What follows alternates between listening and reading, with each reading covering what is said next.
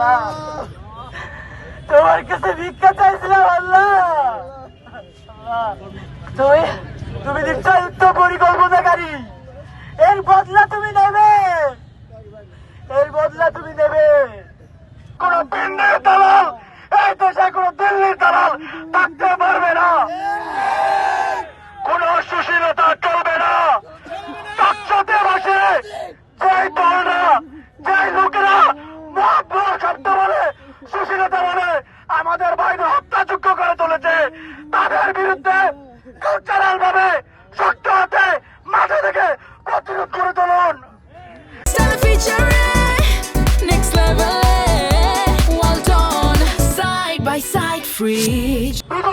সীমান্তে আমার বাংলাদেশি ভাই বোনেরা হত্যাকাণ্ডের শিকার হয়। এই ভারতীয় আগ্রাসন যত বছর আমরা বেঁচে থাকবো, আমি আমার বাংলার ঘরের প্রতিটি মা বোনকে বলবো, আপনারা আপনাদের ছেলে সন্তানকে হাদি হিসাবে গড়ে তুলুন। হাদিরা বোনেরা, বাংলাদেশের প্রত্যেকটা জনতাকে বলবো, আপনারা হাদি হয়ে উঠুন। ভারতীয় আগ্রাসন রুখে দিন, রুখে দিন, রুখে দিন।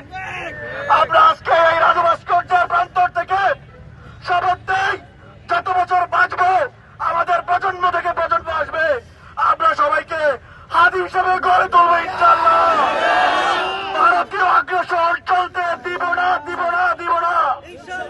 আমাদের দুঃখজনক ব্যাপার হচ্ছে, এই ডিসেম্বর মাসে সীমান্তে লাশ পারলেও এদেশে এখনো ভারতীয় দাবিদাররা বসে বসে দাবিদারি করে।